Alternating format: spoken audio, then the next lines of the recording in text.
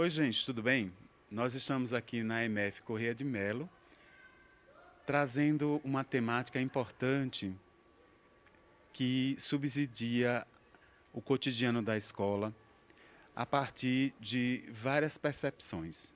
Hoje, nós vamos conversar aqui com a diretora, Rosana Toniato, com a professora Ellie e com o professor Fábio. A ideia de hoje é que a gente possa trazer alguns elementos de uma política pública aqui apresentada e implementada nessa unidade escolar. Bom, para a gente poder começar a fazer essa fala, é muito importante que a gente primeiro consiga entender alguns aspectos importantes. Por exemplo, a ideia de política pública. A política pública, ela nasce a partir de um construto social, de demandas sociais que vão, ao longo do tempo, se conectando com as necessidades da sociedade, que o poder público, por vez, acolhe essas demandas e aí se construi a percepção da política pública. No caso de hoje, nós vamos estar tratando de uma política pública bem específica. É o que a gente chama de política pública de ação afirmativa. Bom, creio que a gente precisa também trabalhar um pouco a ideia do que é política de ação afirmativa. Bom, quando existe a ideia de que alguém sofreu algum dano ou alguma perda por alguma ação do Estado, né? E aí o Estado configurado, a nação, né? O Estado, o Estado enquanto poder público, é necessário que essa ação que desencadeou essa problemática tenha para acertar e ajustar uma política pública de ação afirmativa. Tratamos aqui hoje de uma política de ação afirmativa que tem a perspectiva da educação, a perspectiva educacional. Tratamos aqui especificamente da Lei 10.639 de 2003. Essa lei, ela vem com o objetivo de trazer para os estudantes, para os educadores, para as escolas, o trabalho referente à história, cultura de África, africanos e afrodescendentes. Bom, talvez a pergunta que possa aparecer agora é qual a necessidade dessa lei? Bom, eu já disse que a ideia inicial é pensar na lei de ação afirmativa, ou seja, algum dano que foi causado pela sociedade, pelo poder público e que precisa ser reparado. Tendo isso em vista, nós temos uma grande dívida com a sociedade, em especial com as pessoas negras e não brancas. Qual é essa dívida? A dívida se pauta no período de escravização dos povos negros. E, nesse sentido, ali não era como direito deles ter a vida como todos nós temos hoje. Então, é até difícil a gente fazer uma comparação, um paralelo com a nossa vida atual, porque está distante essa ideia da escravização, né? E aí eu queria dizer que, uma vez que as pessoas eram escravizadas, inicialmente a perspectiva era que essa escravização se desse ao longo de toda a sua vida. Essa é uma das grandes diferenças de como aconteceu a escravização no nosso país, Brasil, de outros lugares. Para além disso, uma vez pensada nisso, como é que se deu esse processo? O processo se deu exatamente pela ideia de que as pessoas negras e não brancas eram consideradas pessoas inferiores. E, especificamente, a população negra tinha um problema a mais a ser resolvido, porque foi considerado não exatamente como ser humano, mas como um animal, uma peça, né, a qual nós podíamos tanto doar, vender, matar, judiar, punir. E aí, após o período da escravidão, que já por si só, já é de grande tamanho para a gente fazer uma boa discussão, ao dizer que houve leis que protegiam os escravos e futuramente, né, futuramente no passado, pensava-se na abolição dos escravos, dos escravizados, melhor dizendo. Mas a gente precisa fazer algumas perguntas. No momento que essas pessoas foram ditas livres, a elas não foram ofertados nada, nenhum pedaço de terra, nenhum comércio, nenhum trabalho e nem sequer a possibilidade de estudar.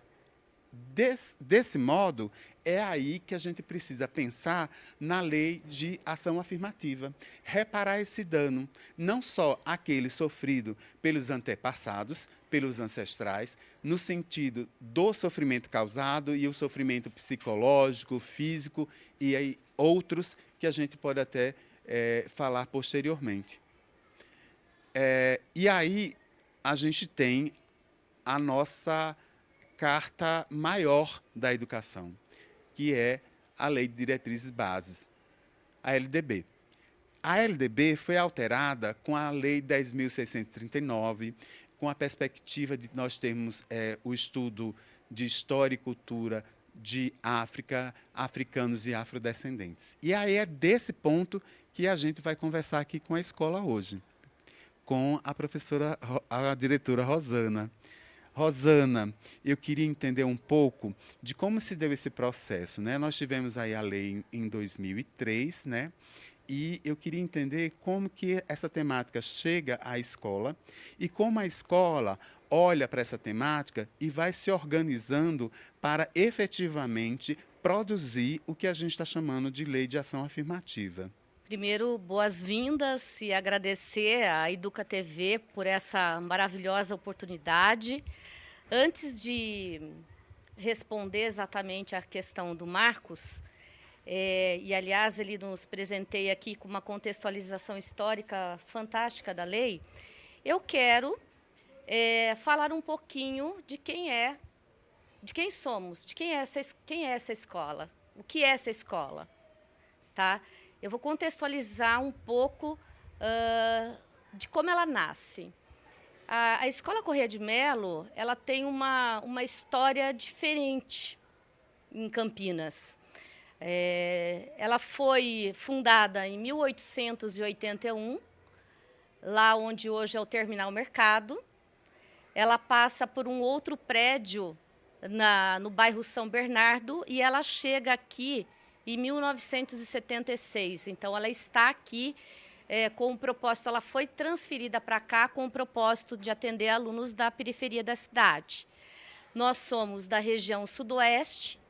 O nome deve-se a um importante botânico que a cidade teve, o Joaquim Corrêa de Melo, que viveu no século XIX. Joaquim Corrêa de Melo, ele fez pesquisas de extrema relevância da flora brasileira e essas pesquisas teve um reconhecimento internacional. Então, muito nos honra que a escola recebe a origem do nome de um homem tão importante, levando a questão da biodiversidade do nosso país, da nossa nação. Hoje, nós temos aproximadamente 740 alunos e 25 turmas, sendo 13 dos anos iniciais, que é do 1º ao 5º ano, e 12 turmas dos anos finais, do 6º ao 9º ano. Estão envolvidos nesse processo de ensino e aprendizagem, estão envolvidos nessas relações diárias aproximadamente 85 pessoas, dentre elas funcionários, professores, equipe gestora. Então, é uma equipe bastante grande. Como é que chega a implementação da Lei 10.639 aqui na nossa escola? Lei que nasce, como o Marcos disse, alterando a LDB, né, a lei maior. Lei que nasce como uma política pública educacional. É uma lei, portanto, ela é de caráter mandatório, então ela vai mandar, ela vai determinar, ela vai obrigar que as escolas atendam a essa política. Mas não é simplesmente chegar e dizer aplica-se. Existe todo um contexto, uma preparação para que uma lei saia do papel e, de fato, ela passa a existir. Esse processo começa já na escola em 2003, já no ano que a lei nasce. Havia, inclusive, antes da obrigatoriedade da legislação, já a construção dessa temática aqui na escola. Tá? O professor Fábio, inclusive, antecede a essa lei, e a diretora que aqui estava, antes da minha chegada, tinha uma preocupação com a diversidade racial e cultural como um assunto que permeasse as propostas pedagógicas da escola. Mas, em 2009, quando acontece a minha chegada, o projeto ele já tem uma consistência, né? O projeto ele já tem um corpo, ele já tem uma forte consistência. Por quê? Em 2003, com o nascimento da lei, a Secretaria Municipal de Educação promove formações, tá, de profissionais com a necessidade de levar, que eles expandissem essa temática em outras escolas. Inicialmente, monta-se um grupo de 12 profissionais. Um desses profissionais era a diretora que me antecedeu aqui. E esses profissionais levantam uma outra necessidade, que tivesse um projeto que contemplasse todas as escolas, e não somente daquela base inicial de formadores. Surge essa indicação e, com isso, nasce o MIPID. Tá? MIPID, Memória de Identidade, Promoção de Igualdade e Diversidade. Com o nascimento do MIPID, fortalece a temática nas escolas públicas. Tá? Esse é então, o movimento inicial. Fomos privilegiados, uma diretora que já fala assim, eu chego na escola com esse projeto já consistente e com uma formação em história. Eu, antes de ser diretora educacional, eu tenho uma trajetória como professora de história.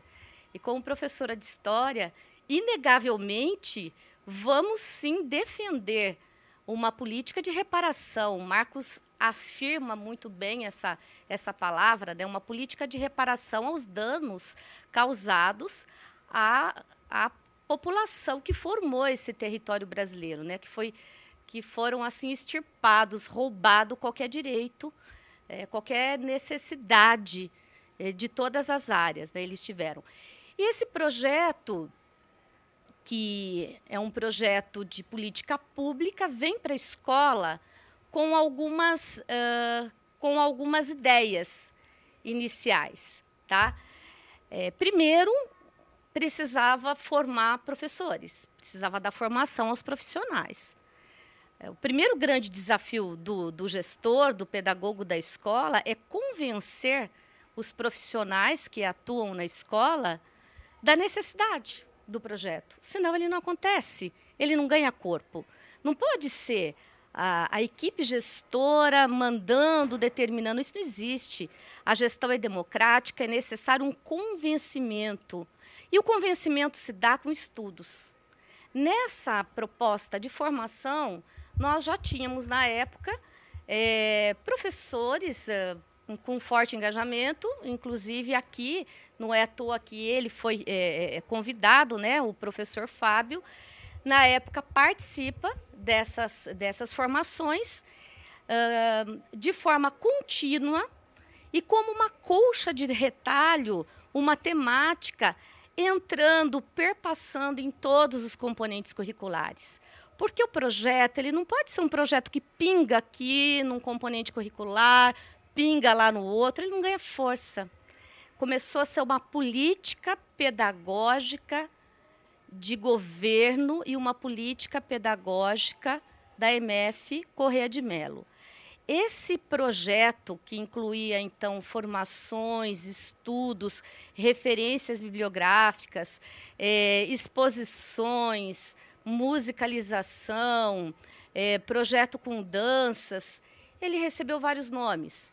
Projeto Africanidades, projeto A Construção das Identidades no Contexto Escolar, Africanidade Educando para a Igualdade, e hoje esse projeto recebe o nome de Diversidade Cultural, que é onde a gente tem aqui a representação da professora Aéri, que vai trazer depois os moldes atuais, como que ele acontece atualmente.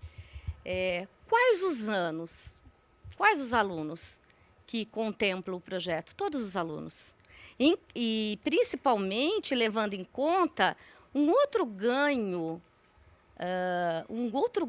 da legislação que acontece com um parecer do Conselho Nacional de Educação em 2007, dizendo que a temática deveria iniciar na educação infantil.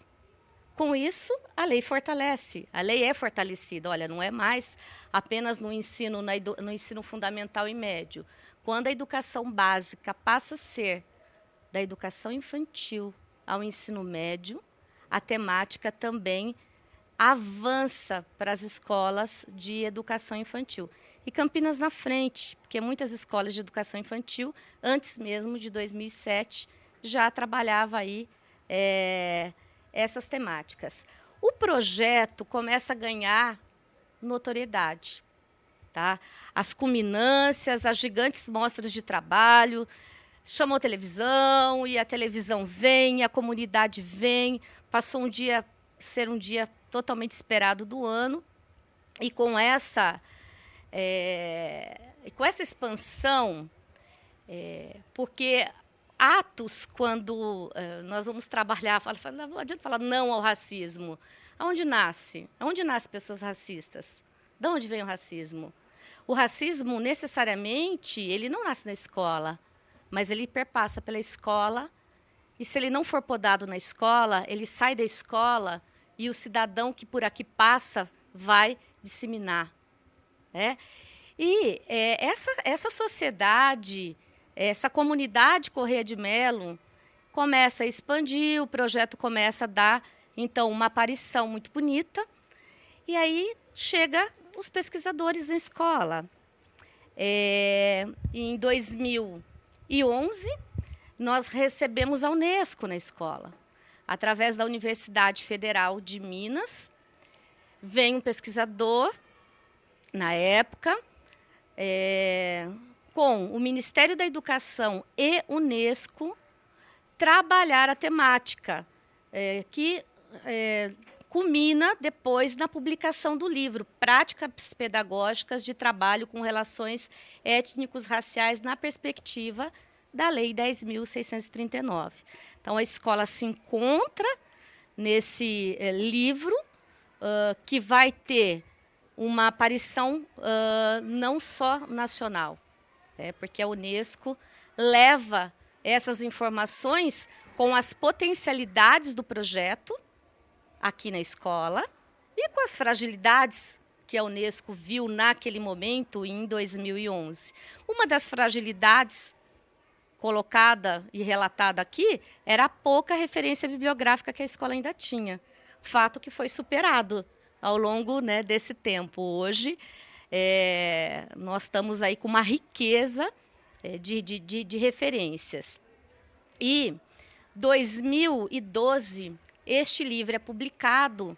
O que acontece com a publicação dele?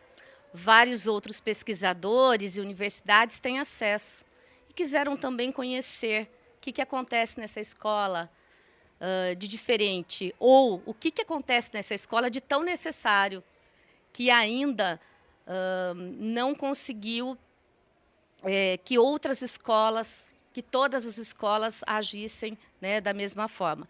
Com isso, recebemos pesquisadores de outras universidades, nos seus projetos de mestrado, doutorado. Então, esteve aqui da Universidade Federal de Pernambuco, da Universidade da Bahia, Unicamp, mais que uma vez, e só fortalecendo aí os nossos ideais de levar uma política pública de ensino com a valorização da história e cultura afro-brasileira e dos africanos.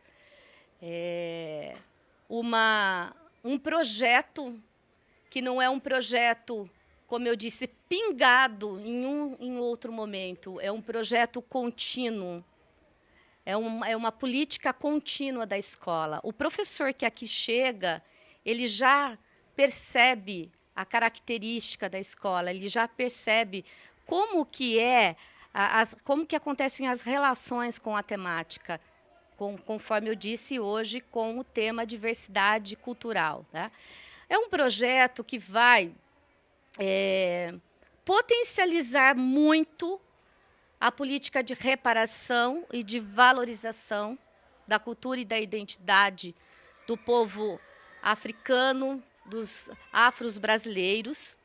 É um projeto que vai dizer não de todas as formas e todas as instâncias ao racismo. E é um projeto que vai trabalhar incessantemente atitudes e posturas e valores que eduquem cidadãos para que eles sejam orgulhosos do seu pertencimento. Então, é uma política de reparações, sim, reparações dos nossos descendentes. A formação do povo brasileiro é uma formação totalmente mista. Nós tivemos a formação de várias matrizes, especialmente a indígena, a africana e a europeia. Então, o projeto vai abolir qualquer forma de desqualificação, como apelido, brincadeiras, piadinhas, pensando desde as relações que parecem ser inocentes, como uma piadinha, como uma brincadeira, até uma política de afirmação que culmina, né, com pesquisas de tal relevância como aconteceu. Outro destaque também, não exatamente na temática, mas como uma escola tão de destaque pelos seus projetos, nós tivemos a revista que pesquisou colégios da cidade, através da pesquisadora da PUC, Maria Eugênia, que também narra um pouco do que é o histórico da MF Correia de Mello, da sua fundação até os dias de hoje. E quando eu estava conversando com o Fábio de como que conversaríamos a respeito da temática, o Fábio falou: Rosana, mas seremos 3 brancos na escola falando de uma causa negra? E aí? Uma causa do negro? Vai pegar bem isso? E é uma polêmica agora, né? Vai pegar bem, né, Marcos? Como assim? Você já sentiu a dor para você estar defendendo? E Fábio mesmo, eu falo, Fábio, mas isso é uma questão, o crime é de ação e de omissão.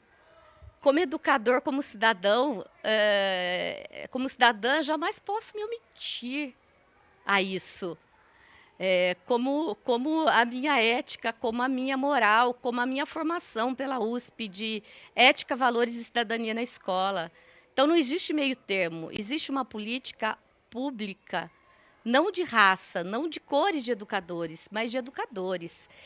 E Fábio me traz uma cópia do projeto de 2014 e ele responde essa questão com um poema de Bertold, que viveu em 1898 a 1956, é um poema bastante conhecido, e a primeira parte vai responder a essa questão. Primeiro levaram os negros, mas não me importei com isso, eu não era negro. Então esse poema me arrepia, porque nós não podemos dizer eu não sou negro e simplesmente abandonar a causa. É uma causa que pertence a cada um de nós. Tá? E agora, passo a palavra para o mediador Marcos. Obrigada. Rosana, é muito interessante tudo que você aponta. E a gente precisa entender também a questão histórica, né? Parece-me que tudo é tão tranquilo, mas não o foi. A gente precisa entender que para essa ideia da legislação chegar ao ponto da construção da 10.639 de 2003, houve, desde a década de 70, movimentos sociais da negritude para impulsionar essa prática da valorização da cultura e da história dos africanos e dos afrodescendentes. Então, a gente precisa olhar um pouco para trás na perspectiva de entender o presente, mas também se projetar ao futuro.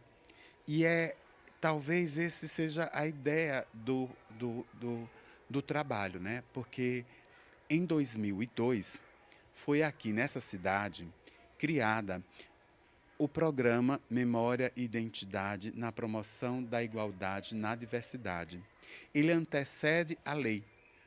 A lei é de janeiro de 2003 e o trabalho foi feito ao longo de 2002, olhando para os gestores, né, para que esse programa adentrasse a escola com o poder de capilaridade a partir dos gestores, dos professores, e esse material, essa discussão chegar nas crianças e nas famílias.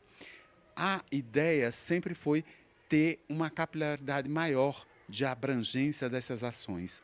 E quando se pensou, né, Rosana, na ideia da 10.639, a comunidade negra, né, aí de todas as suas facetas, tinham a questão mais prática e mais objetiva, era dizer: a educação é o locus, é o local aonde vai ocorrer as mudanças, porque é a partir dela que acontece tudo. Então, quando se olha para a escola, ela não se olha para a escola simplesmente por olhar. Ela olha porque ela entende que ali é que vai acontecer o que a gente chama de construção da identidade dos sujeitos. Então, nessa perspectiva de construção de identidade, é que aquele que há tempos era marginalizado pela sua cor, a sua cultura, pelas suas ações na sociedade, ela vem com essa força de dizer: olha, tudo o que você é e tudo o que você representa precisa estar aqui, nessa escola, aonde você estuda, aonde você vive, e nós precisamos reconhecer não só a África enquanto continente, não só aquilo que os povos africanos trouxe para o Brasil, mas eu preciso reconhecer no dia a dia, no cotidiano, que essa é a temática de hoje, trabalhar o cotidiano da escola, mas no cotidiano de cada um, do dia a dia ali, entender essa questão. Você falou uma coisa muito importante, é o pertencimento. Se a gente não se sente pertencente, a gente está excluído em alguma medida. Então, a ideia de reparação, a primeira era ter a questão do pertencimento. Eu faço parte dessa cultura, eu faço parte dessa história. Os povos negros e não brancos produziram para esse país, e o país hoje, rico como ele é, extenso como ele é, ele partiu da negritude, do movimento de escravização, mas também é necessário dizer o que é isso hoje, o que significa a pessoa negra hoje na sociedade.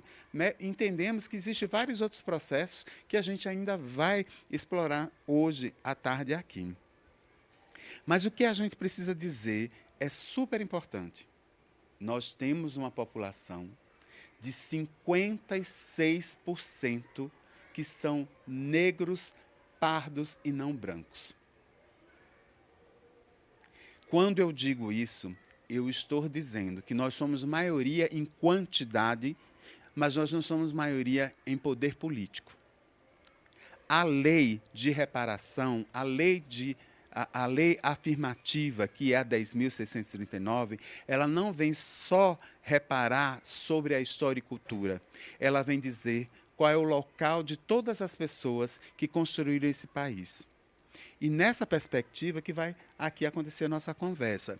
Mas eu não quero me alongar, porque vamos ter aí várias outras questões que precisam ser aqui debatidas. Eu vou passar a fala para o professor Fábio. O Fábio foi o precursor dessa implementação da 10.639 aqui na EMF Corrêa de Melo. E ele tem aí grandes contribuições para a gente. Professor Fábio, por gentileza, eu queria ouvir um pouco sobre o seu trabalho e como isso aconteceu aqui na escola. Inicialmente, Marcos, eu queria agradecer por poder estar aqui com vocês, compartilhando as nossas experiências, que são muito ricas, né, para poder entender um pouco mais o que é o Brasil, como ele se formou, a custa do quê e por que ele é assim hoje. Eu sou professor da rede municipal de ensino desde 2000 e professor da rede estadual de ensino desde 1995. Eu comecei a minha jornada trabalhando num bairro da periferia de Campinas, onde a população negra é a imensa maioria. E como professor de história, eu me lembro assim, de eu entrando na primeira vez numa sala de aula e olhando para aquelas crianças e vendo o retrato do Brasil a partir do momento onde elas estavam sentadas. Parecia um degradê.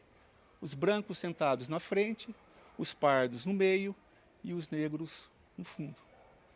Então, assim, aquilo foi um despertar de que as desigualdades que estavam presentes na sociedade brasileira estavam dentro da escola. As pessoas viam, mas não percebiam aquilo. E o material que nós tínhamos na época era um material muito precário, era muito pouca coisa. Os livros de história, quando abordava a questão da história africana, era uma história fragmentada. Quando o africano entrava na história, ele entrava na condição de escravo, que era trazido para o Brasil para ser mão de obra escravizada. Aparecia em alguns momentos, falava-se um pouco de Palmares, né, falava do abolicionismo, do 13 de maio, e acabava a história do negro, né, no livro didático, né. Então, eu me lembro de outra cena também, da Semana de Dia das Mães. As professoras dos ciclos iniciais pediram para as crianças trazerem de casa revistas para serem recortadas, eles montarem um painel representando a mãe, a família. E grande parte das gravuras que as crianças recortavam eram de famílias brancas. Então, assim, mesmo a criança sendo negra, mesmo a criança sendo parda, o referencial que ela tinha era o branco. E eu comecei a pensar, puxa, a nossa sociedade é muito desigual, a gente tem uma história muito violenta, muito se fala do mito da democracia racial, mas esse mito esconde uma crueldade intensa em relação à população indígena, em relação aos africanos que foram trazidos para cá. Esconde a cultura do estupro, esconde a cultura da escravidão, esconde a cultura da violência, né? Então, nós somos um país muito diverso, realmente somos, mas essa diversidade ela tem algo muito pesado por detrás disso, né? O famoso mito da democracia racial foi construído escondendo e suavizando relações extremamente violentas, né? A maior população negra fora da África está no Brasil, né? O país que mais recebeu africanos em condição de escravizados foi o Brasil, né? E como você bem falou, essa diversidade, essa soma que passa de 50% da população, não era espelhada na sociedade brasileira, nos cargos de liderança, nos cargos de poder. Então, existe algo que teria que ser colocado para ser discutido, para ser debatido, para que a gente pudesse, inicialmente, levar para as pessoas, e as pessoas começassem a discutir essas temáticas, para poder avançar. E, muitas vezes, para poder incomodar, porque se está incomodando, é sinal que a gente está avançando na discussão. E, diante dessa prática pedagógica em sala de aula, num bairro de periferia, né, eu senti a necessidade de que essas demandas elas teriam que ser ouvidas, elas teriam que ser discutidas, elas teriam que ser sistematizadas, teria que ir para o plano de escola, né? Em 2003, com a Lei 10.639, que é uma resposta a essas demandas que vários segmentos da sociedade brasileira já vinham há décadas, né, lutando para que elas pudessem ir para as práticas públicas das escolas, a gente começa aqui no Corrêa de Melo pensar num projeto para poder trazer essas questões para cá e essas questões serem trabalhadas aqui na escola.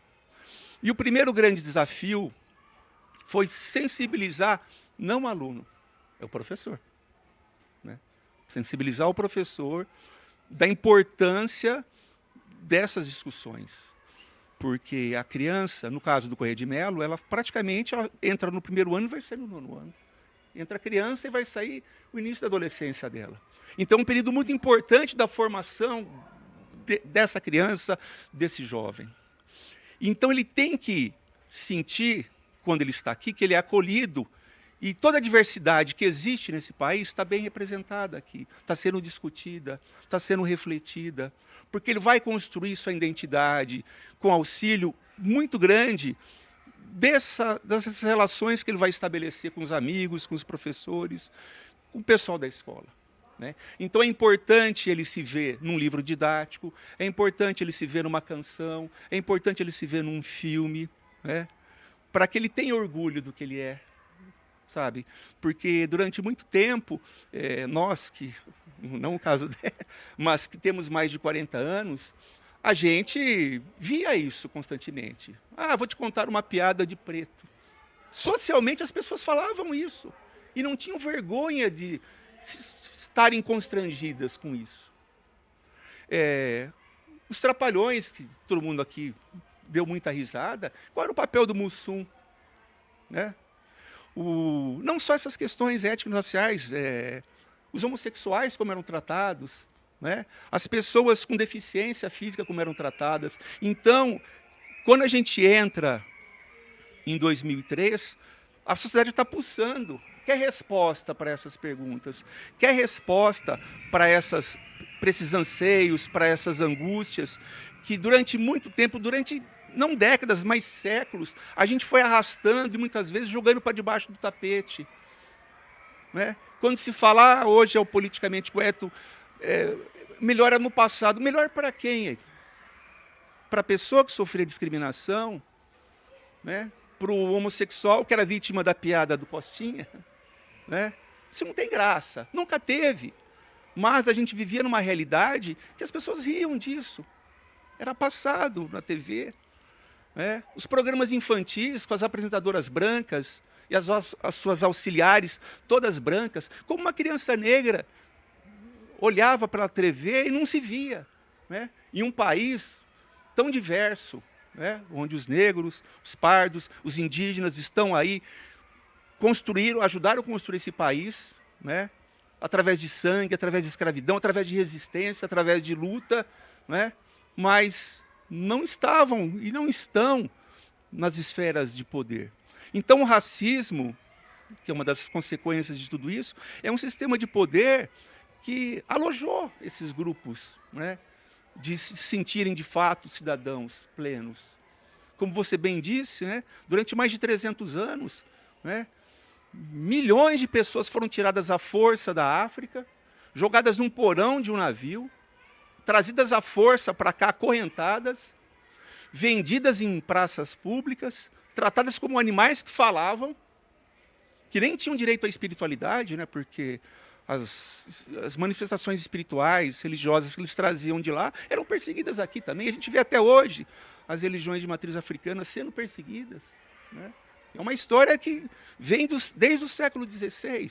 Então, é um país extremamente violento, um país extremamente desigual, e nós, como educadores, temos que erguer nossa cabeça e falar, isso está errado.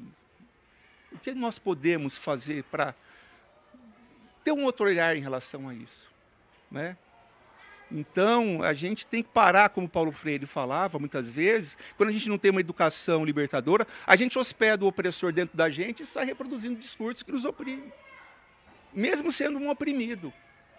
Nós somos educadores, nós temos que ter um outro olhar, né, para essas questões. Temos que muitas vezes apontar o dedo. Né? E é importante, né, abrir esses espaços, que a prefeitura tenha esses projetos, que os professores abracem essas causas, né, e transformem isso como uma das metas do que é ser educador. É lutar para a inclusão, lutar pela diversidade, lutar pelo respeito, né? Que só assim, né, nós pensamos, né, que a gente pode construir um país melhor para a gente. Né? É difícil? É idealista? Pode ser, mas o que seria da gente sem um ideal? Né? Então, é seguir em frente, não esquecer da história do nosso país, como ela se fez, né, de tão cruel que ela foi, né, para alguns grupos, e continua sendo, mas a gente tem que ter políticas de reparação. Políticas de ação afirmativa para poder, né, a gente avançar. E muita gente fala, isso aí é racismo reverso. Não existe racismo reverso. Você teria que acreditar em gnomos para acreditar em racismo reverso, sabe? Para acreditar em racismo reverso, você teria que ter existido navios branqueiros trazendo europeus para cá. Teria que ter 300 anos de escravidão branca. E nada disso aconteceu. Então, o racismo está relacionado às relações de poder. E os negros e os indígenas não estavam, né, no topo das relações de poder desse país. Nunca estiveram. Mas é uma luta que a gente tem que continuar. Né? E uma outra coisa, como a Rosana falou também, né, os negros têm que participar, eles têm que estar juntos. São os brancos falando sobre, né, sobre essa questão étnica, racial, como objeto de estudo. Não, ele tem que ser também sujeito do estudo também. Né? Isso muitas vezes diz muito sobre a nossa realidade. Né? Então, essa questão do racismo foi uma problemática criada pelos brancos. Os brancos que criaram isso. E nós, como educadores, como professores, a gente tem que abraçar, a gente tem que lutar, a gente tem que se importar, porque é dever de todos. É claro que essa questão do lugar da fala, muito comentado hoje, você tem sua história de vida, a Rosana, a Eri, eu tenho. Né? Cada um tem suas vitórias, suas perdas, né? Mas nós estamos construindo a nossa história de vida. Né? Mas é claro que uma população negra, a história de vida foi muito mais difícil, e é muito mais difícil, porque as barreiras são maiores, são muito maiores. Então, cabe a gente, cada vez mais, estar atento a todas essas questões que nos dizem respeito, a todos que vivem nesse país. A rotina do projeto, ele começou em 2003, as primeiras discussões, né? A escola abriu um espaço nos TDCs para poder a gente discutir essas questões, né? E começou com os professores. Romper, né, uma série de preconceitos, uma série de lugares comuns, né, para poder avançar. E com o tempo os professores foram percebendo que havia necessidade de discutir essas questões, de começar a pensar projetos para suas diversas áreas, língua portuguesa, matemática, ciências, geografia. Então, como eu posso trabalhar essas questões, essas temáticas, nessas diversas áreas do conhecimento? E mais ainda, tentar... A gente sempre começa com senso comum, às vezes, com aquelas imagens bem marcantes em relação ao continente africano, em relação à escravidão, mas a gente começou através disso e começou a avançar. Começou a estudar os personagens que formaram esse país, as lutas de resistências, a contribuição cultural, né? E a partir do momento que os professores começaram a perceber que isso dá caldo, tem que fazer, aí nós fomos para a sala de aula. E o resultado foi muito interessante, a produção foi muito rica, os questionamentos começaram, sabe? Isso foi muito gratificante para a gente.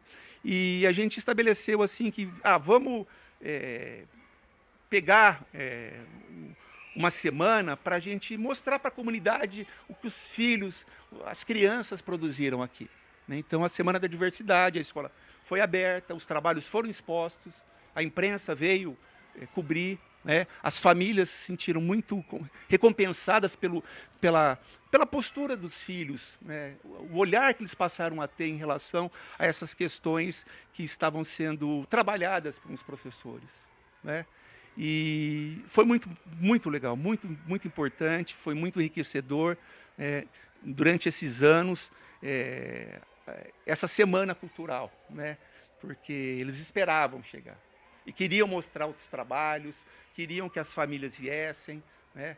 Para que os familiares pudessem ver o que as crianças estavam produzindo aqui. Então, a gente abraçou, foi muito bom. Como a Rosana disse, a notícia correu, né? Então, muita gente veio conhecer o projeto, veio conversar com os professores, veio conversar com os alunos, para poder ver esse trabalho. Foi muito rico, né? Então, era uma demanda que estava represada há muito tempo, e quando ela veio, muita gente no começo com receio, mas depois que abraçou, desagou. A coisa andou e caminhou, e foi muito, muito enriquecedor para a gente. Quando a Rosana nos apresenta os professores, né, tanto ela quanto os professores, na perspectiva de serem pessoas brancas, fazendo uma política pública pensada na lei afirmativa de restaurar esses danos causados à sociedade, eu queria aqui elencar um autor do qual eu tenho uma proximidade e que gosto muito de falar sobre ele. Então, ele se trata o Axel Honneth. Ele é um alemão. E aí, o Axel Honneth, ele trata do que a gente chama de luta pelo reconhecimento recíproco. E nessa perspectiva, ele vai dizer que existem 3 pilares para isso acontecer. Acontece por meio do amor, do direito e da solidariedade. O amor, ele está pautado nessa questão das relações primárias. A família, a escola, as primeiras instituições onde as crianças adentram, né? E aonde elas vão inicialmente construir as suas identidades, as suas relações com os demais. Quando ele se refere à questão do direito, ele está falando da legislação. Então, quando ele se refere à legislação, especificamente nessa que nós estamos aqui discutindo, ele está discutindo a Lei de Diretrizes e Bases, que foi alterada pela 10.639. Então, essa é a perspectiva da lei. Para além disso, ele vai trazer um outro dado, que é o dado que a gente vai conseguir fazer alguma conexão com a fala da Rosana, que é quando ele fala da solidariedade. A solidariedade é um ato que eu, independente da minha condição, eu fico solidário à dor do outro. Então, eu não preciso ser mulher para entender a dor da mulher. Eu não preciso ser idoso para entender as necessidades e as demandas do idoso. Eu não preciso ser negro para entender as demandas que essa população precisa, sofre e que precisa ser reparado. Eu não preciso necessariamente ser LGBTQIA+, para entender qual é a dor e as demandas que essa população apresentam, mas eu posso ser solidário a todas elas. Então, quando aqui nós estamos nessa escola, a MF Corrêa de Melo, discutindo o cotidiano da escola, né? Pensar no cotidiano da escola e pensar nessa perspectiva, e apresento aqui 2 professores brancos e uma gestora parda, eu não estou dizendo que precisa ser feito só pelas pessoas negras. Muito pelo contrário. Esse é um dever da sociedade. A sociedade precisa entender que esse reparo não é um reparo para os negros e os não brancos. É um reparo da sociedade. Nós temos um dever a ser cumprido. E esse dever precisa ser cumprido por todos. A lei não foi feita para alguns. A lei tem como base a todos. Então, nesse sentido, professor, é que eu acredito que tudo que você disse e tudo que a Rosana está aqui nos apresentando faz parte dessa perspectiva que o Honneth apresenta. Para além disso, professor, e para respaldar o que você está dizendo, a gente tem um outro autor que trata muito claro sobre a educação brasileira. É o Vieira de Mello.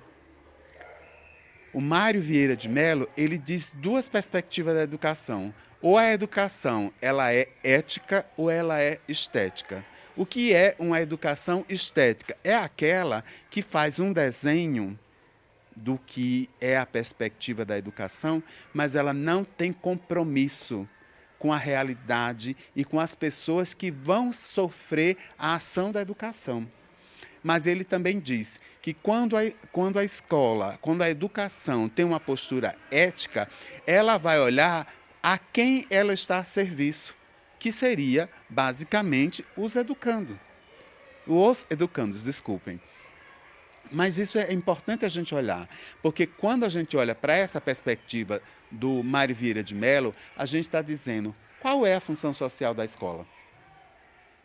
A função social da escola não pode ser uma escola voltada para poucos.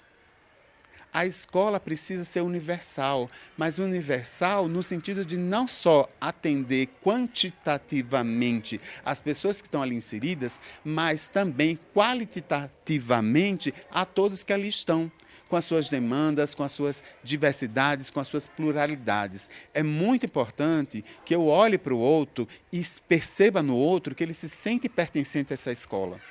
Que a fala dele não seja nem silenciada e nem apagada, porque o livro didático não permite que ele seja apresentado para ele conforme aquilo que foi vivido pelos seus ancestrais. E quando eu estou falando de ancestralidade, professor, e eu queria me reportar um pouco para a questão do MIPID, o MIPID trabalha inicialmente com a questão da africanidade e com a negritude. Posteriormente, com a alteração da lei, que é a Lei 11.645 de 2008, vem uma perspectiva de trabalhar também a história, a cultura dos povos indígenas. Então, ampliou-se esse debate, o MIPID abraçou essas questões aí. Com a vinda aí dos haitianos, venezuelanos e vários outros imigrantes para o nosso país e que demandavam para que a gente pudesse fazer um trabalho de qualidade para eles, foi acrescentado no programa MIPID a perspectiva de trabalhar os povos ciganos. Então, o que a gente está querendo dizer com isso? Que talvez daqui a algum tempo tenhamos outros povos para ser discutidos. E qual é a base disso? A base é o respeito à dignidade humana. A carta, a Declaração dos Direitos Humanos, ela é de 1942. E lá está expresso, o que é importante para a pessoa se considerar respeitada, a dignidade dela, como que a gente pode olhar para cada um, quais são os direitos fundamentais do povo. E aí é uma carta que ela é professada pela ONU. Ela não está dizendo para o Brasil, ela está dizendo para o mundo. Então, acho que o que a gente está falando aqui tem consonância em várias outras legislações. E olhando para a atualidade, eu gostaria muito que a professora Eri pudesse apresentar esse cotidiano, como que a gente está olhando para essa situação em 2022. Primeiro, eu agradeço a oportunidade de estar aqui, pensando nessas questões com vocês, coletivamente. Eu sou a professora Eri, professora dos 5º anos aqui da escola, e eu vou compartilhar com vocês um pouco do nosso trabalho em torno dessa temática étnico-racial. Bom, é importante mencionar que todo o nosso trabalho ele acontece através dos projetos, e os projetos eles estão sendo construídos e foram construídos também com base no nosso reordenamento curricular da Rede Municipal de Campinas, que vai pensar na educação das crianças no contexto pandêmico, e suas implicações. E a gente tem o tema da diversidade, que perpassa todo o nosso currículo escolar. Esse trabalho com a diversidade, ele tem o propósito de cultivar a valorização e o respeito às múltiplas identidades. Mas a gente entende que só o respeito e a tolerância não são suficientes. É necessário a gente construir práticas em que as crianças aprendam a conviver com essas diferenças. A gente entende que a sociedade é um grande tecido social que está sendo tecido por muitas mãos e essas mãos carregam as suas singularidades. Nesse sentido, a escola tem um importante papel nesse trabalho com a convivência com essas diferenças. E a nossa escola é uma escola compromissada com uma educação antirracista, pluricultural, compromissada com valores civilizatórios, africanos e afro-brasileiros.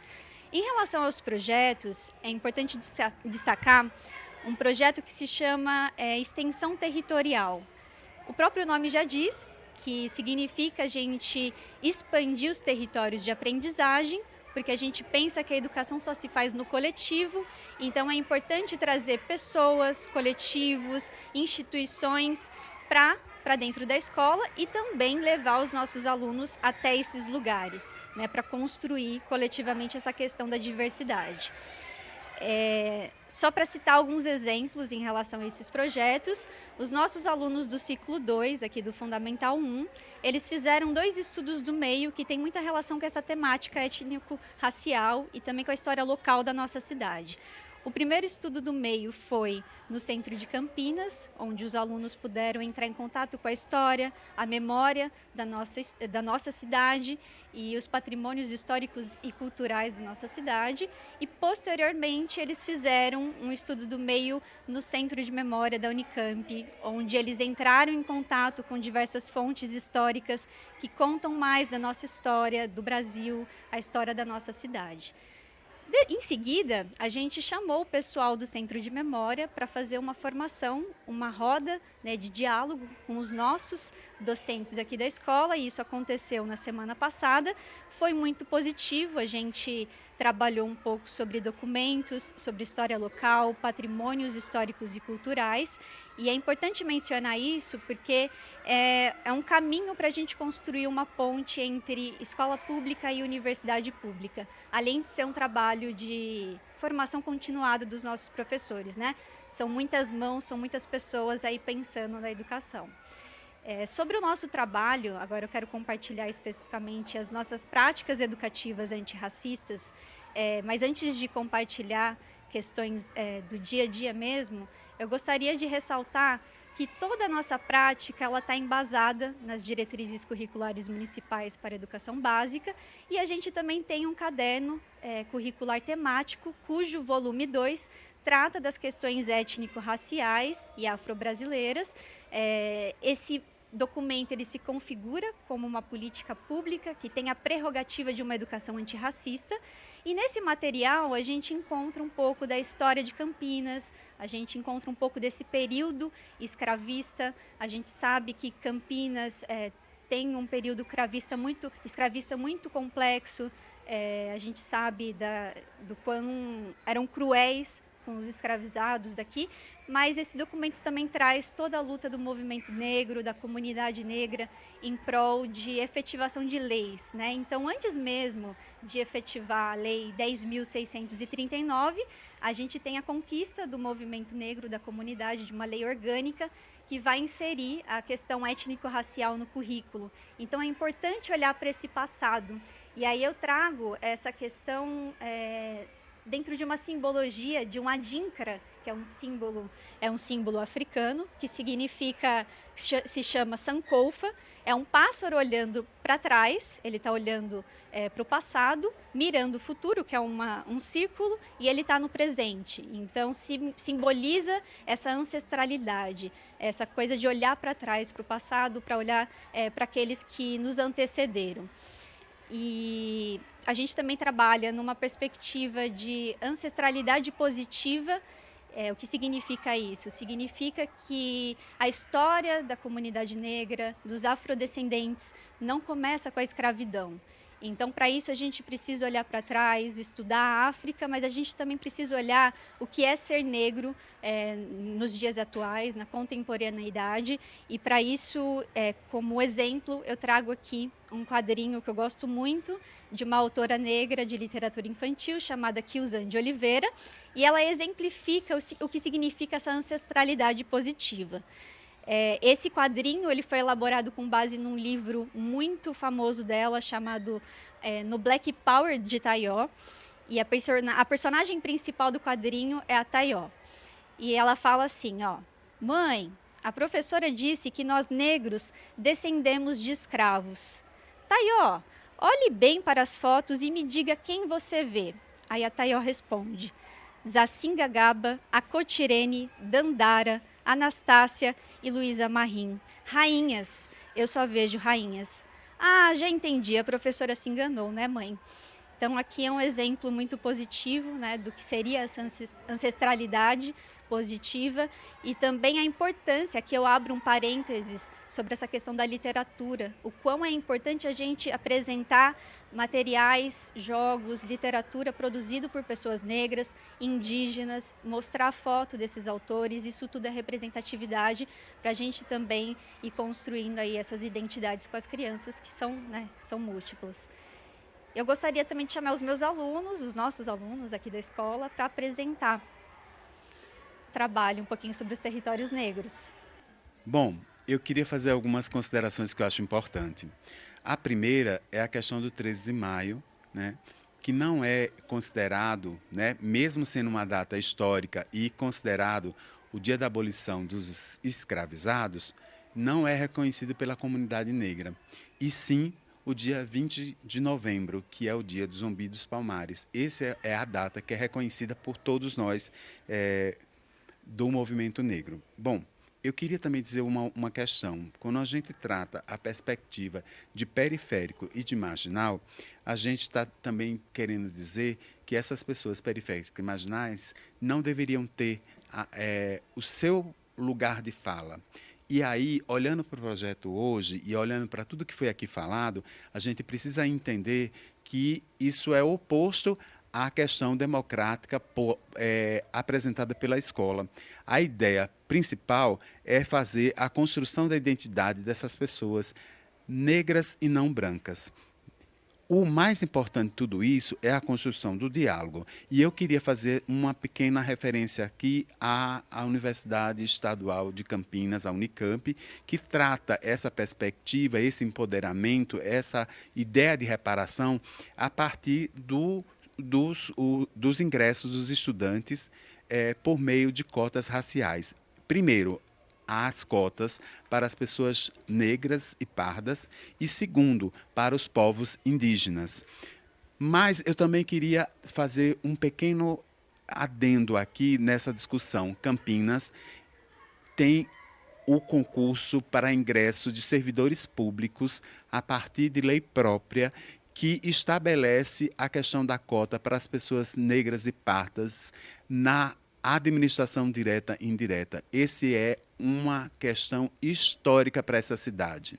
Olha, para a gente poder entender o que é essa construção de identidade, como que se deu esse processo, eu acho que a melhor parte, né, Rosana, é a gente trazer quem de fato passou por esse processo, que são as nossas crianças que vão aqui falar um pouco de como que aconteceu essa trajetória na atuação pedagógica da escola e, consequentemente, na vida deles. Eu estou aqui com o João, que é o aluno do 5º ano C, e ele vai nos apresentar os colegas dele. João, como chamam os seus colegas? Essa aqui é a Camille, ali é o Pedro e ali é a Giovana. Eles devem ter muita coisa para falar. Tiveram aqui um trabalho com a professora Eri e tenho algumas coisas para falar com vocês. João, fica à vontade. Aqui tem o trabalho que a gente fez de nomes de pessoas importantes para a história do Brasil, não só do Brasil, mas como de fora do país. E escrevemos o nome de cada pessoa importante para a escola e que fazem parte e que ajudam a gente a saber mais desse tema. Temos aqui a Alice, que está... Não importa o lugar, mas é porque ela foi uma das grandes mulheres que ela tinha uma vida bem nobre e no tempo da escravidão. E ela teve que... o pai dela, por ser um homem foragido, de ter fugido da escravidão, tinha uma arma. E ela estava brincando com seus irmãos com essa arma. E um deles acabou dando tiro no olho dela. E ela não teve como, por ser o pai dela ser um ex-escravizado, ela não teve como ser ajudada. E em segundo lugar temos Ângela, que é uma mulher muito poderosa também para a história do país. E depois temos Maicon X, um homem que é muito importante para a história lá de fora do país. E ele foi um que tem uma imagem no livro dele muito interessante, como fala como eram os tempos antigos, que tinha lugares, tipo em ônibus públicos, para homens e mulheres brancas e homens e mulheres negras que eram separados, porque na época tudo que vinha de negro era ruim. Depois temos Zumbi e Dandara, que são sem nada, mas são meus favoritos, porque a história é muito ilustrativa e muito colaboradora, que fala que é um dos livros mais nobres e verdadeiros, que fala sobre a história deles, que fala que o Zumbi foi traído por um dos seus colegas e acharam ele e arrancaram a cabeça dele. E foi exibido em praça pública, para que ele servisse de exemplo e os escravizados não tentassem fugir. Dandara foi uma mulher muito poderosa para a história, que ela foi a única mulher que preferiu a morte do que voltar a ser a vida de escrava. Elisbão foi um menino um adolescente que já era escravizado. Aconteceu que teve a acusação que ele tinha matado seu ex-escravizador. E ele morreu na forca, no palco de uma igreja, que eu esqueci o nome bem agora, da igreja, e para também servir de exemplo.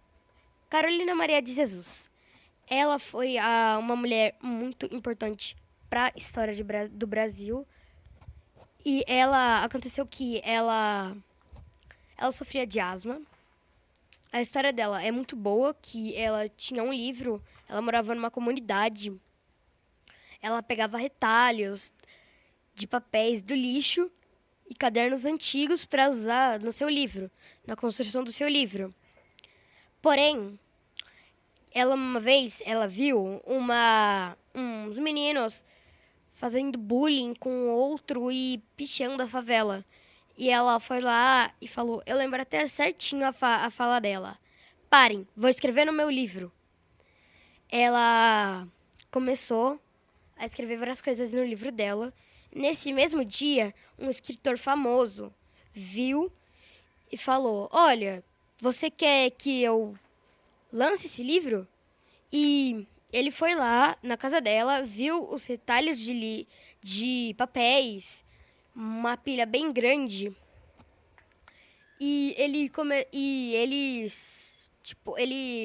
lançou o livro dela, ela ficou com muito dinheiro. Os filhos dela, foi mãe solo até a vida inteira dela. Por isso eu acho ela uma mulher muito forte de ter criado muitos filhos, sendo mãe solo. E eu esqueci de falar um detalhe muito importante da história dela, que ela foi acusada por nada. Ela tava sentada na escada na frente da casa dela. Policiais chegaram, machucaram ela e a filha dela, quebraram o braço dela e ela teve que ir pra cadeia sem ter feito nada. Agora temos Obama. Obama, ele foi um homem muito importante para a história lá de fora, que ele foi eu não sei falar, então vou falar 44 presidente dos Estados Unidos. Só que foi um dos primeiros negros. Ele foi o primeiro presidente negro e ele foi o que para mim foi o que mais me inspirou e foi o primeiro livro da coleção Mostarda que eu li. E temos Júlio. Ele foi um grande homem importante que sofreu muito, mas conseguiu fazer muitas conquistas, como quase todos. E aqui a gente quis colocar isso porque a gente colocou pessoas de fora, porque tem uma coisa chamada xenofobia, que é um preconceito muito usado com pessoas do Nordeste, mas a gente usou como de outros países do continente americano, que tem... Porque quem estava fazendo esse trabalho comigo falou que não, que como a bandeira é do Brasil, para colocar só pessoas do Brasil. Mas aí eu pensei nesse preconceito, falei que como muitas pessoas sofreram esse tipo de preconceito, eu quis colocar eles na bandeira do Brasil. E também muitas mulheres aqui sofreram machismo. E agora eu vou passar a fala para minha amiga Camille. Esse cartaz que eu e minhas amigas fizemos, ele é de um grupo que se chama Maracatuca, que ele é composto por a maioria mulheres, e eu e minhas amigas escolhemos esse para fazer, porque as mulheres são muito, muito fortes e a maioria também são negras. E eu fiz esse cartaz por isso mesmo. E a gente colocou a bandeira e 2 mulheres, uma parda para representar e uma negra também. Agora eu passo pro Pedro. Esse daqui é um cartaz do Teatro da Evolução. Ele foi criado em 1973, que é um belo exemplo de instrumento de luta do movimento negro. E aqui está escrito, deixa eu ver, acho que é aqui, está escrito a fala do zumbi, que é: vamos fazer o mundo do nosso jeito. A fala do personagem zumbi. E eu tentei resumir tudo, mas... E é isso. Obrigada. Aqui nós temos a Catedral Metropolitana de Campinas, que ela foi inaugurada em 1883 e que nela acontece a lavagem da escadaria. E lá, essa lavagem da escadaria é feita por mães escravizadas. E elas lavam, se eu não me engano, todos os sábados de aleluia, elas lavam essa escadaria, que é tipo uma manifestação de afirmação da residência negra. E é isso que eu tenho para falar. Aqui eu me sinto extremamente acolhido por essas crianças, com o trabalho maravilhoso que a escola fez, numa perspectiva da construção da identidade dessas crianças, com esses olhares singulares para cada representatividade que aqui eles trouxeram. Mas eu gostaria muito de poder, aqui encerrando a minha fala, ou trazendo um pouco da minha fala, falar sobre a teoria do branqueamento. A ideia da teoria do branqueamento era pensar num país que fosse embranquecido ao longo do tempo. Existem 2 questões que são pautadas nessa questão. A primeira é que, à medida em que os homens brancos fossem tendo relações sexuais com as mulheres negras e, posteriormente, com as negras um pouco mais claras e assim por diante, nós teríamos uma nação totalmente branca e, em tese, nós não teríamos mais a população negra nesse país. A segunda ideia, que era uma ideia ainda um pouco mais perversa, foi a ideia de que, para não ter mais a escravidão como ela era característica, os homens utilizariam das mulheres, por meio de estupros, fazer a criação de novas outras crianças, com essa mesma ideia de, ao longo do tempo, embranquecer a população brasileira. E talvez o termo mais contundente da nossa sociedade é quando você fala para uma pessoa negra: olha, ele é muito inteligente, mas é porque ele tem alma branca. Essas são questões muito relevantes. Outra ideia que precisa ser tratada sempre quando a gente fala sobre africanidade, negritude e lei de ação afirmativa é entender o que se deu com aquilo que a gente chama de ideologia da democracia racial. Essa é uma perspectiva que diziam da seguinte forma: em todo o mundo, o negro e o branco não convivem bem e existe ali uma disputa conflitos muito fortes. Então, houve um estudo a partir de um livro escrito pelo Freire, pelo Gilberto Freire, né? E aí são vários deles, mas o mais famoso de todos é Senzala, Casa Grande Senzala. E essa escrita chega internacionalmente e traz a ideia de que a população negra era passiva, não lutava contra os seus direitos, e dessa forma a ONU contrata 2 pessoas para fazer um trabalho no Brasil e entender o que é exatamente isso que acontece no país. A ideia é de que não existiria racismo, preconceito ou discriminação no nosso país e que negros e brancos viviam em harmonia. Algo bem diferente de tudo que a gente aqui apresentou, algo diferente de tudo que representa a nossa sociedade, que ainda estamos numa busca de reparação de direitos para se dar aquilo que a gente está chamando de lei de ação afirmativa. Hoje, o cotidiano da escola, aqui na Educa TV, tivemos aqui essa discussão maravilhosa na Lei 10.639 de 2003, que trata sobre história, cultura africana, afro-brasileira e de afrodescendentes.